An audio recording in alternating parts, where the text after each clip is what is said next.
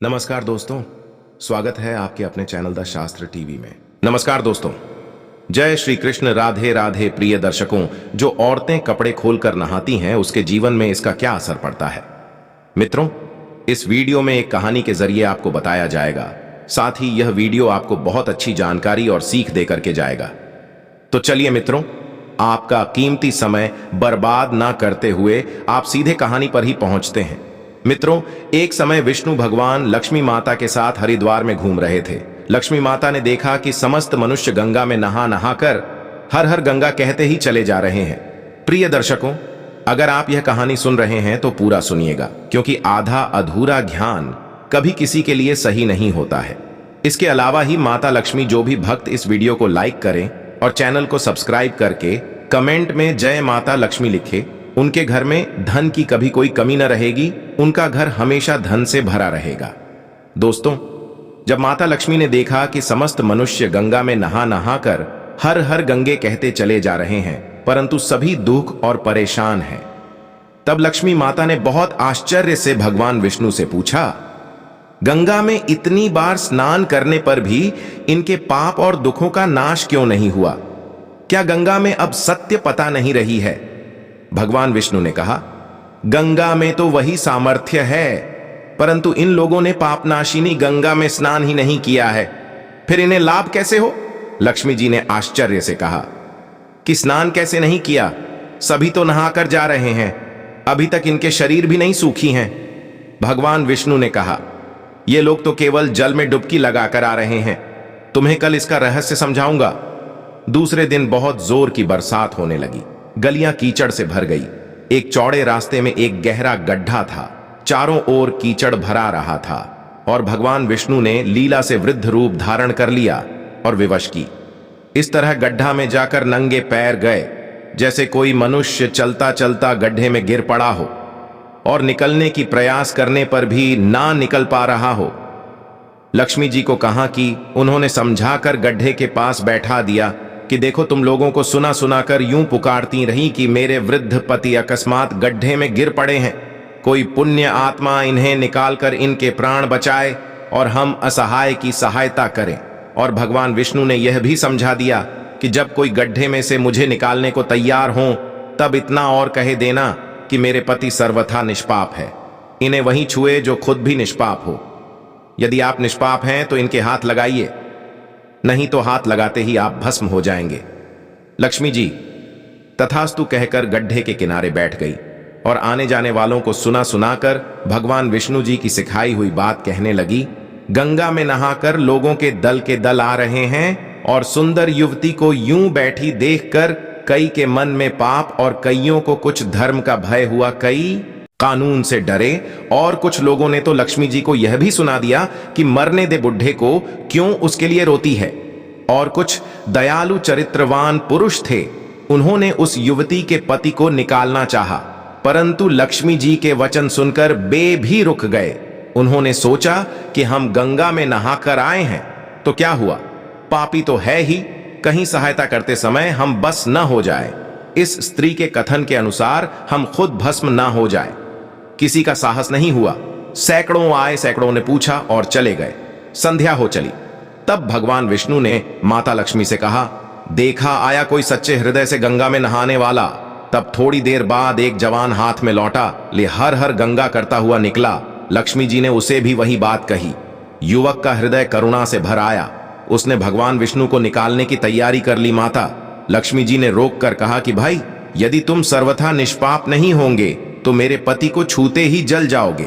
तो उसने उसी समय बिना किसी संकोच के दृढ़ निश्चय के साथ माता लक्ष्मी जी से कहा कि माता, मेरे निष्पाप होने में तुझे संदेह क्यों होता है?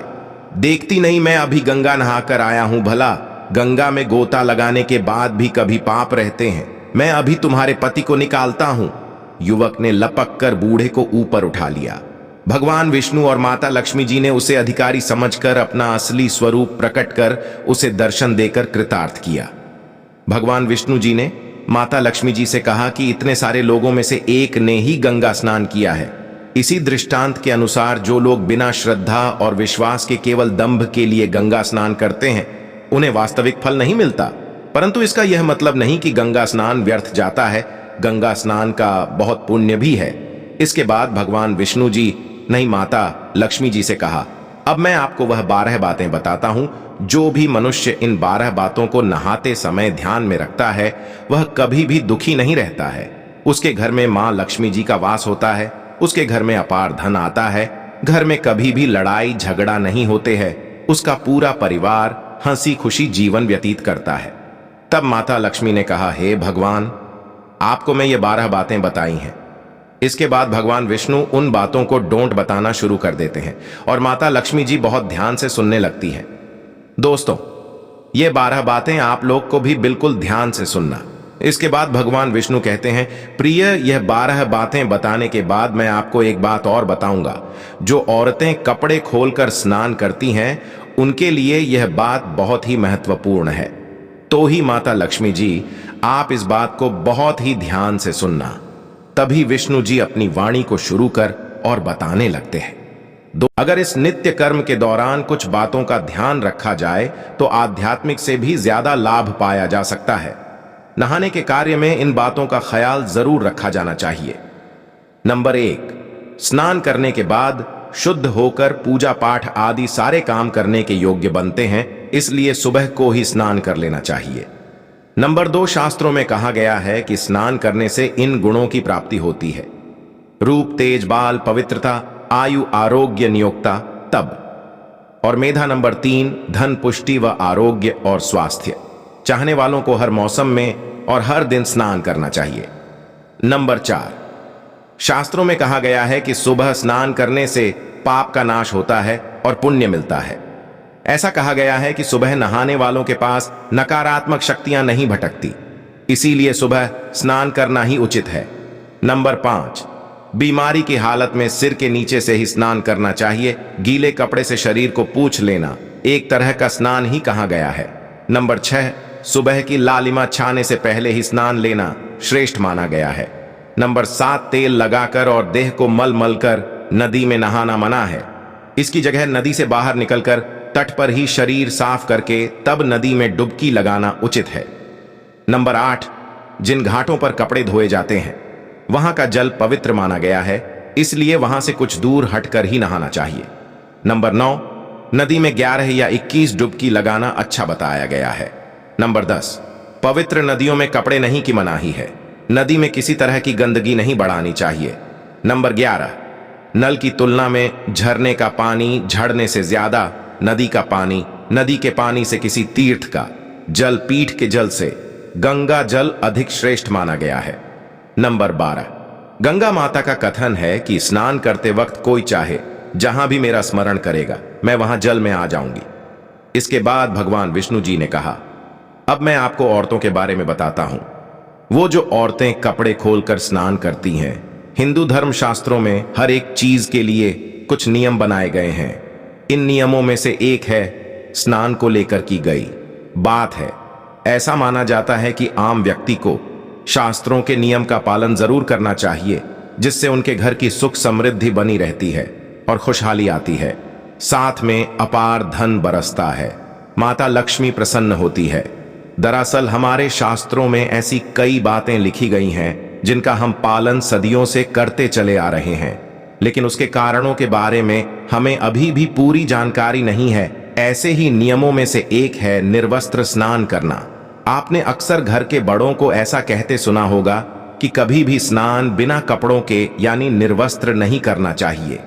अगर हम पौराणिक कथाओं की बात करें तो निर्वस्त्र स्नान की मनाही का एक सबसे बड़ा कारण कृष्ण जी के समय से जुड़ा है। पौराणिक कथाओं के अनुसार एक बार जब गोपिकाओं सरोवर में स्नान कर रही थी और वो निर्वस्त्र थी, उस समय बाल कृष्ण ने गोपियों के सभी वस्त्र छिपा दिया। उस समय जब कृष्ण जी ने उनके वस्त्र छिपा लिए और गोपियों ने अपने वस्त्र वापस लेने की प्रार्थना की, तब कृष्ण जी ने उन्हें समझाया कि कहीं भी बिना वस्त्र धारण किए स्नान नहीं करना चाहिए। इससे जल के देवता वरुण का अपमान होता है, इसलिए आपको निर्वस्त्र स्नान न करने की सलाह दी जाती है।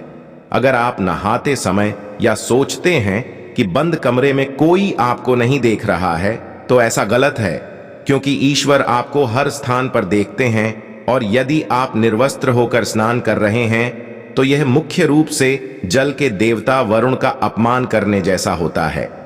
निर्वस्त्र स्नान से आपको पाप लग सकता है और आर्थिक एवं शारीरिक नुकसान पहुंच सकते हैं। यदि आप निर्वस्त्र स्नान करते हैं तो आपके शरीर में नकारात्मक ऊर्जा प्रवेश करती है और आपकी मानसिकता भी नकारात्मक हो सकती है। इसीलिए हमेशा आपको यही सलाह दी जाती है कि आप नहाते समय कोई एक कपड़ा जरूर धारण करें, लेकिन बिना कपड़ों के स्नान न करें, तभी आपके लिए बेहतर होगा। निर्वस्त्र स्नान से शरीर की सकारात्मक ऊर्जा शरीर से बाहर निकल सकती है और इसका प्रभाव आपके शरीर के साथ आपके मन मस्तिष्क में भी होता है। गरुड़ पुराण के अनुसार जब आप स्नान करते हैं तब आपके पितृ यानी मृत पूर्वज आपके आसपास मौजूद होते हैं। यदि आप निर्वस्त्र स्नान करते हैं तो आपको पितृ दोष लग सकता है। ऐसे स्नान करने से आपके पितरों को तृप्ति नहीं मिलती है और यह घर में पितृ दोष का कारण बन सकता है और ये वस्त्रों से गिरने वाले जल को ग्रहण करते हैं जिनसे उनकी तृप्ति होती है। निर्वस्त्र स्नान करने से पितृ अतिरिक्त नाराज होते हैं जिनसे व्यक्ति का तेज बल, धन और सुख नष्ट होता है। इसलिए कभी भी निर्वस्त्र होकर स्नान नहीं करना चाहिए। पुराणों के अनुसार नहाने वाला पानी पूर्वजों के हिस्से में जहां आता है और निर्वस्त्र होकर नहाने से इसे पितरों के समक्ष बिना कपड़ों के नहाना माना जाता है। शास्त्रों में ऐसी मान्यता है कि यदि कोई निर्वस्त्र स्नान करता है तो माता लक्ष्मी जी उससे रूठ सकती है। इससे आपकी कुंडली में धन हानि के योग बन सकते हैं और आपकी आर्थिक स्थिति खराब हो सकती है। इन्हीं कारणों से आपको निर्वस्त्र स्नान न करने की सलाह दी जाती है और शास्त्रों में भी इस बात की मनाही है। तो प्रिय मित्रों, कैसी लगी आपको यह जानकारी? अगर जानकारी अच्छी लगी है, पसंद आई है तो कमेंट बॉक्स में जरूर बताना और हो सके तो अपने मित्रों को भी शेयर करना और हमारे चैनल को सब्सक्राइब अवश्य करना चाहिए।